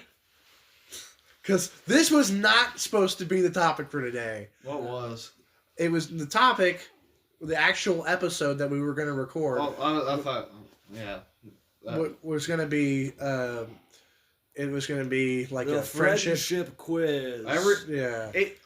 It's all about Braxton, our glorious leader. Well, we can have our own episode about ourselves. Yeah. It's just, I have been wanting to do an episode like this for a very long time. I've just never gotten a Braxton chance. really needed a good ego stroking. No, if anything, it's going to make me feel horrible because you guys aren't going to know shit about me. And it's going to make me, oh, you guys are my friends. I intentionally chose the hardest questions I know about myself. Why there don't are you some- guys know me? There are some harder questions, but there are also like some pretty easy ones in there too. What's my favorite color? Shit, beige? I don't know. My favorite color is one of those questions. Shit, red? No. Green? No. Yellow? No. Blue? It's a type of blue. I think it used to be. Actually, yes. I love the color teal. Didn't it used to be orange at one point? Maybe like a long time ago. It was orange, but only because Brady really liked orange too. And like Brady was like my favorite brother for a very long time. Damn. Well, no, he was the older brother. Like my oldest brother Ethan, he was in college by the time I was moved in with my adoptive parents. Yeah. So Brady was the older brother that was there all the time. He was the cool, like, oh, I've got video games in my closet and stuff like that. And he was the hood classic brother. He was cool. I could be a total asshole about some of my favorite colors. Because I know obscure paint names of some God. colors. It's actually sassafras green. It's actually if a tree fell. Well, like I really do like the color teal. It's like I like it with like the ocean. When I think of the ocean, I think of the like a teal. Is that your favorite color, teal? Yeah, teal. I said yeah. Periwinkle. You have it with you. Why do you have it? With you? The tree fall. That is crazy. Do you have any of the other ones with you? Oh, I think I do. Because he's managed to find some crazy ones. Like, it's so weird. I don't have a lot of the super crazy ones. Hang on. Okay. Just Should we just raid Home Depot sometime? Enyards in Rochester. Enyards. This is where I got these. There's peel and eat shrimp. Old plaster. Old plaster. And nectar of the goddess. Which is interesting. That isn't the craziest ones I found. I mean, peel and eat shrimp's a little odd. Old plaster's kind of silly. But I found some other ones. There's one called Nuts and Bolts. I have a picture of some more of them. Say, don't you like you saved those for like song titles, right? I do, yeah, because I don't know. I don't know where it came from, but I was just like, This is our song, Peel and Eat Shrimp. I was gonna say, you guys need to come up with like an album, called like Colors of the World or whatever, and you like use those like little cards or something, I think we've talked for about song something like names, And then for the album art, it's just a splatter paint of all those different colors on it. I think that would be cool. I think I'd call the album "Watching Paint Dry." Watching paint dry. That's what I call it. There's another one called "Fickle Pickle," "My Skiff," "Nom Nom," "Nuts and Bolts," "Rock Solid," and that's all that I. Yeah, and for like, but yeah, like the album art is just splatter paint of all those different colors just splattered on a canvas. One of the things I've talked to Ethan about doing for the band and all that is where we make an album or like an EP Mm-hmm. where we make a song in the EP. style of another pussy. band. Do impressions of bands. So like Tool. like a cover band. No, like a when we cover make our band? own song, but in the style of Tool, Like Or- Weird Al. Rush. No, That's a parody. he's parodying. We're making our own songs just in the style of. So like like rock and roll. Like jazz. It's in the style he I'm said. gonna start throwing things at you. You're rage baiting me, and it's working. It's working, yes, I know. I'm very good at it. I want to end this episode so I can go home. It's cold. Well, before that happens, I would like to talk about JJK. I'm gonna freeze to death. Speaking of ending the episode, hi. Hi! Hello, everybody, and welcome to Podcast Nation. My name is Braxton Manning, and we're just getting this. I don't know where the hell my glasses just went. I think they hit me. Oh, they're over Hi here. guys, I'm Luke. Yeah, I'm here with Ethan Braxton, as you heard from the introduction. Ethan, say hi. Hi. Hello, everybody, and welcome to Podcast Nation. My name is Braxton Manning, and we're just getting started with this episode. Today's topic is all about books. Today I am joined by Lucas and Ethan.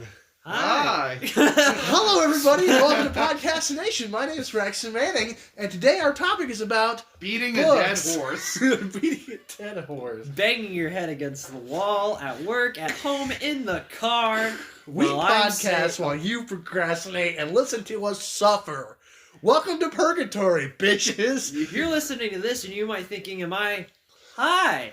Hello, everybody, and welcome to Podcast Nation. My name is Braxton Manning, and today we're talking about books. Your voice is starting to get a little hi.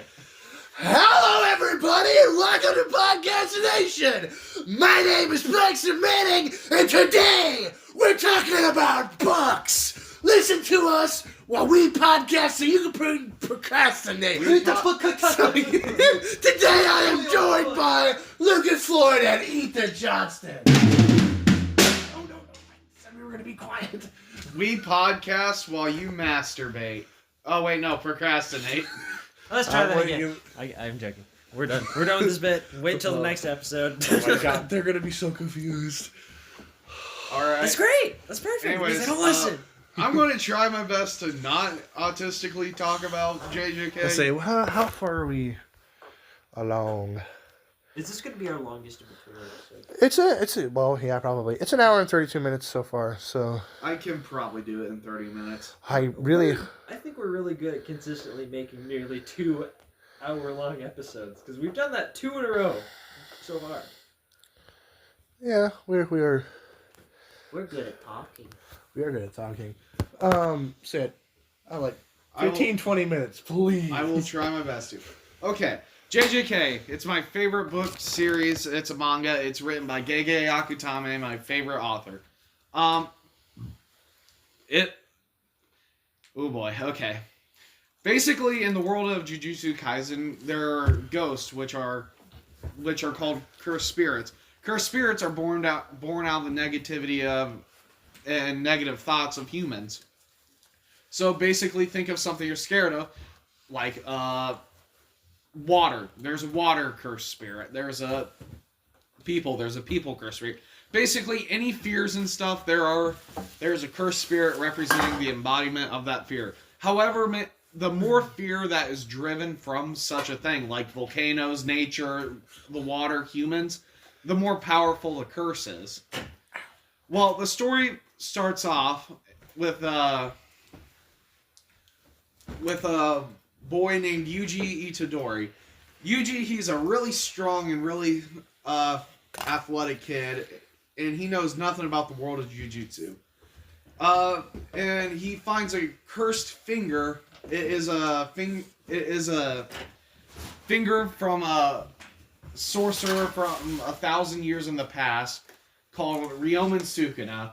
Well, what ends up happening is he takes this finger to the occult club for it to be studied and found out, and it causes a cursed spirit that's been haunting the school to attack the school.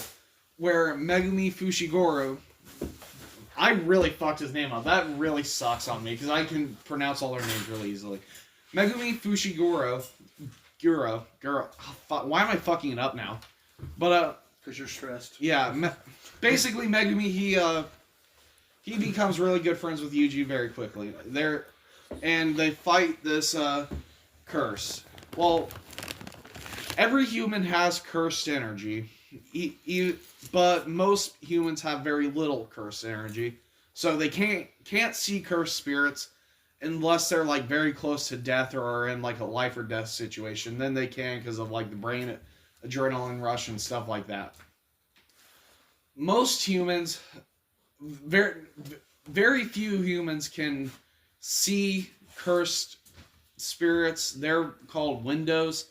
And then you get actual sorcerers who are able to harness and use cursed energy. And some of them are born with innate techniques, which are basically their superpowers.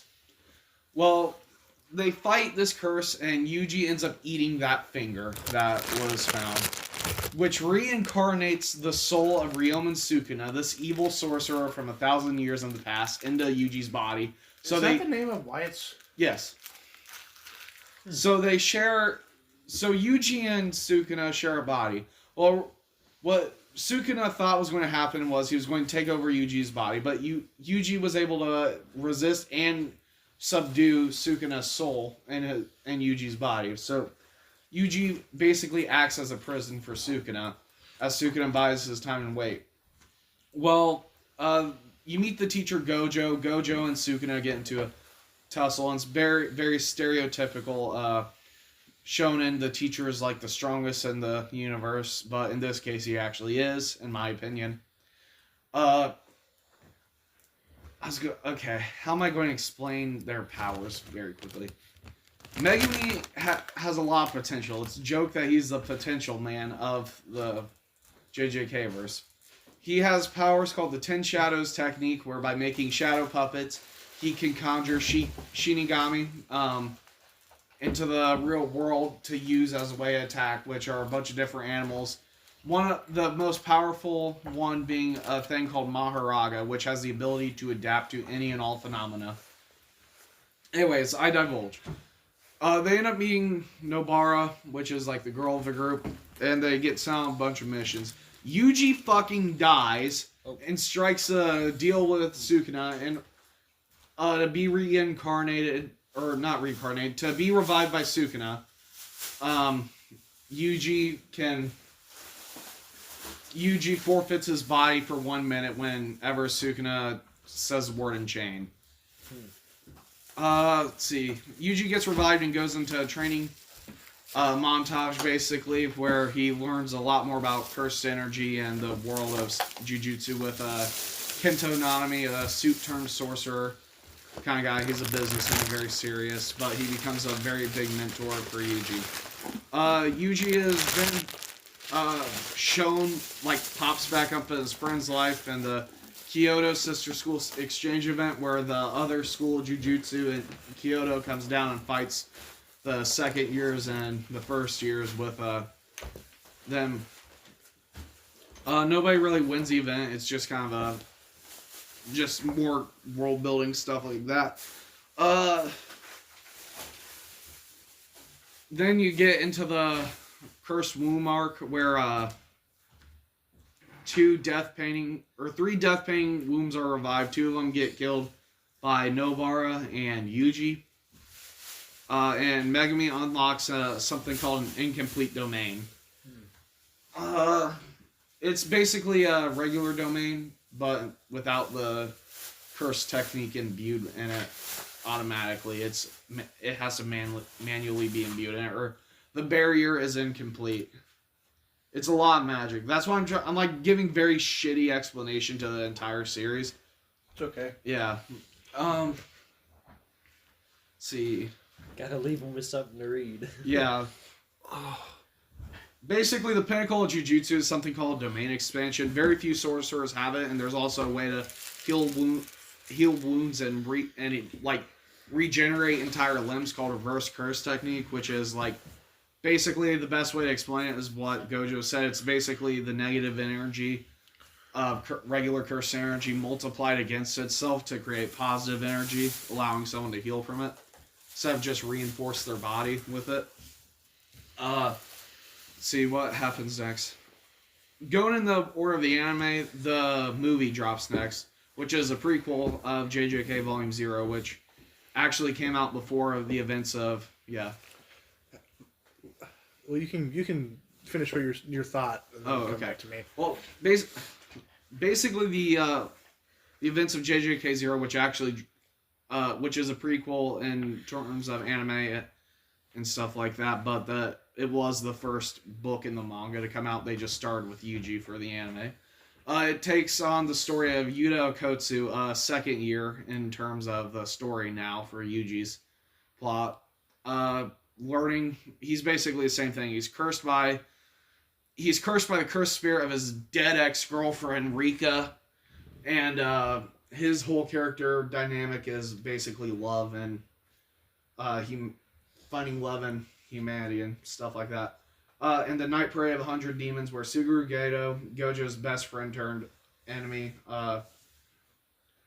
sends out 1,000 curses and stuff like that on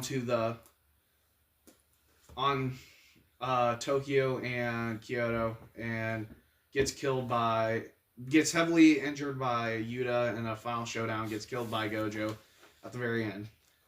Alright, go ahead. Have you seen? This is technically on topic. Have you seen the thing where I don't know who the character is, but he faces off against like Kermit the Frog? Yes. And then he's like, That's Sukuna. he's like, domain expansion, and then like it's a swamp, and he like takes his banjo and whacks him over the head or something like that. That's Ryomen Sukuna. The character that you don't know Yeah. who it is. That's literally like the only thing, except the Roblox game that you guys had me play with you that one couple times or whatever. Yeah. Let's see. What's next? Oh yeah, they can go into immediately another flashback sequence. It's the summer of 2008. Gojo is not the strongest yet. He's still a kid. Suguru Gato is still his friend, and it's basically they're tasked with escorting this girl called Riko Amanai to Tengen, which is like this being that's like 1,000 years older or something like that. Who has a curse technique of immortality, who uses barrier magic to keep cursed spirits at bay. They're getting hunted down by Toji Fushiguro, Megumi's dad. He's tasked with killing Riko Amanai. He successfully does that and kills Gojo, but not really, because Gojo, at the brink of death, awakens as the Honored One, unlocking reverse curse technique and the rest of his abilities, essentially, that make him broken as shit. Let's see. Gato snaps, caught killing an entire village, which sends him on his villain arc, and we don't see him again until the events of Volume 0, or the movie, which is the prequel. Gato dies at the end of that, and now we enter the Shibuya arc. It's Halloween night, essentially, in Tokyo, and the Shibuya station, and a veil is covered on that. A veil is dropped. 4 veils are dropped over the Shibuya station. And Gato, working with the help of Jogo, a volcano, cursed spirit out of the fears of volcano, Hanami, which is a cursed spirit out of the fear of the woods and nature, Dagon, a cursed spirit out of the fear of water and the sea, and then Mahito, which is a curse born out of the fear of humans and the anger and hatred towards humans.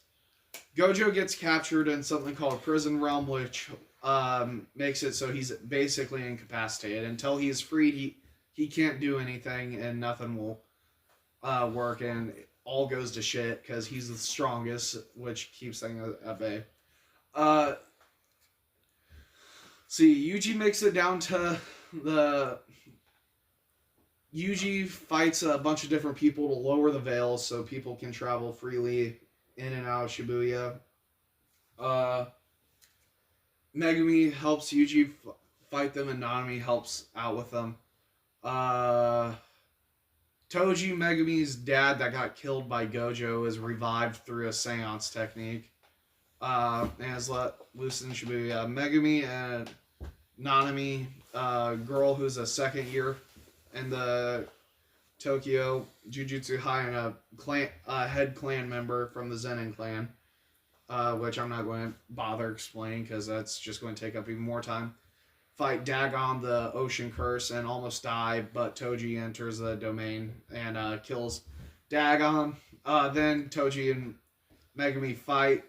Toji ends up killing himself once he realizes it's Megumi that he's fighting.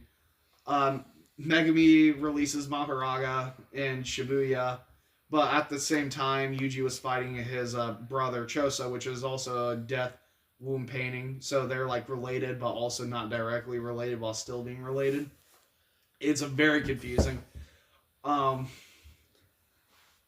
dies during that. So Jogo, the Volcano Head Curse, finds Yuji, feeds him 10 of Sukuna's fingers, and Sukuna's released onto Shibuya. A lot of finger eating in this series for some weird reason. It makes a lot of sense and no sense at all. Jogo fights Sukuna. Sukuna easily dog walks Jogo. Then Sukuna and Mahoraga fight. Mahoraga is Megumi's like pinnacle of his technique, the Ten Shadows technique. He's basically a being that can adapt to any and all phenomena. So he like takes a hit, and he basically, as long as he survives a hit, either a short time duration will have to happen before he's adapted to a technique, and then he no longer gets hurt by it, or he has to be exposed to a technique for a certain amount of time. Certain amount of time is over before he can adapt to that technique. They fight. Millions of people die. Or not millions. Well, tons of people die. Mahoraga is defeated. Sukuna is victorious. Yuji regains control of his body. And feels terrible and guilty for the deaths of all those people. So he kills himself. No, not yet. He goes on into the subway to see Nanami fucking dying to Mahito, which is the human first spirit. Yuji fights Mahito, dog walks his ass eventually after getting a pep talk from Toto, which is another one of his really good friends from Kyoto. Mahito is absorbed by Geto, who's revealed to be Kenjaku, another curse user from 1,000 years in the past, who has the ability of immortality as long as he can swap out his brain with other people's bodies, and he can pick up the person's curse technique in their body, or in the body of who he's inhabiting, so he inhabits Suguru Geto, giving him access to curse spirit manipulation. Yeah. So you're telling me the entire time these people are fighting, they're basically just fighting the same people over like a span of like several thousand years? No. Yes and no. Sukuna, Kenjaku, and Tengen, they are sorcerers from 1,000 years ago. Sukuna is a reincarnated sorcerer. Tengen and Kenjaku never died, so they were always there. Okay. Which sets up the Culling Games, which is the next arc in the anime that's going to be animated. I went ahead and read the manga. Basically, after the events of Shibuya, you got the perfect preparation arc. Maki, which is the girl that was in the second year girl with Megumi and Nanami when they fought the ocean curse in the domain. She goes off and kills off her entire family because she has something called a heavenly restriction, where she has no curse energy. Unlike most humans, unlike every human who has some fundamental level of cursed energy, she has none, zero. So after her twin sister dies, taking all the cursed energy between the two with them, she is fully awakened, and basically because she has no cursed energy, she has an extremely tough body. So she's extremely strong, extremely fast, extremely durable, and can perceive things that aren't there with the normal human eye. Yes. So cursed energy is basically like hell power or something like that. No. Or is it No, it's negative emotions. negative emotions, and then heavenly restriction is Heavenly restriction is heavenly restriction basically gets rid of all the cursed energy within a person. So yes, they still feel emotions, stuff like that. It's just there is no cursed energy that is being produced. Okay. Let's see. So she kills off the entire family. Yuji and Megumi. Oh no, Yuta Okotsu, the main guy from Volume 0, comes back and kills Yuji, but then revives him to fulfill a binding vow with the higher ups in the Jujutsu Society. Because Yuji was supposed to be executed, but then it got put off because of Gojo. But because Gojo got sealed, Yuji's execution was back on the table, and so Yuta Okotsu filled the yes. I feel like I'm listening to a John Wick storyline. It feels just as convoluted as John Wick. It is, and it's mostly because I'm explaining it very shitty because I'm on time crunch. Yuta revives Yuji, fulfilling the binding vow, or the agreement between him and the higher-ups, while also keeping Yuji alive, which goes in the Culling Games arc. They meet up with a third year from the Tokyo Jujutsu High that got expelled. Akari, his curse technique is gambling. It's amazing. Let's go gambling. His curse technique basically works off of a slot machine. And then they go off and... I think I've seen drawings of him before. And then, probably. Then they all get split up and sent off to different things. Megumi goes off into another colony area and just to procure some points so his sister can get out of the Culling Games. Because she was struck with an illness and was unconscious, but was awakened during the beginning of the Culling Games. So, not wanting his sister to die, Megumi goes off to make sure she can get out of the Culling Games. Yuji fights Higuruma, which is a lawyer, who his curse technique... Did you say a lawyer? Yeah, a lawyer. Okay. Who felt betrayed by the law because a free man got put to death. So he killed the judge and the attorney that got the man killed. And he was awakened during the Culling Games. And he understood Jujutsu very quickly and was basically a prodigy at it. So him and Yuji fought. Yuji won him over and convinced him to join his side. Hikari goes off and fights Kashimo, which is a reincarnated sorcerer from like 700 years in the past, during the weakest era of Jujutsu. Kashimo's ability is lightning. Hikari's ability is gambling. Hikari basically opens his domain, which is a slot machine, hits jackpot on it, and so for the next 4 minutes and 11 seconds, he's effectively immortal because he has a reverse curse technique automatically getting funneled through his brain because winning the jackpot gives him infinite curse energy, so to not die, his brain automatically performs reverse curse technique. So he's unkillable for like 4 minutes. Okay. He ends up beating Kashimo and winning him over to their side. And Megumi is able to get enough points for Sumiki to leave. Only for it to be revealed Sumiki is not Sumiki, and actually reincarnated sorcerer from the Heian era, which is the era Sukuna was in. There's so many reincarnations. Yes, there are. And it was me the whole time. Megumi is distraught at the fact that his sister is a evil sorcerer from the past now, instead of his sister. Sukuna says the word Unchained, taking over Yuji's body for 1 minute. Part of the binding vow is Sukuna cannot harm or kill anyone in it. Sukuna cuts off Yuji's finger. Yuji didn't include himself in the binding vow. Sukuna feeds Yuji's finger to Megumi and takes over Megumi's body. And him and Yorozu go off. They end up finding the back into the prison realm and freeing Gojo. Gojo and Sukuna fight. It's very good and it's very hard to describe because a lot of it is fighting and a lot of it you would need to know really in depth about the world building and all that stuff. So I'm grazing over a lot of the fight. But they fight. They open their domains multiple times.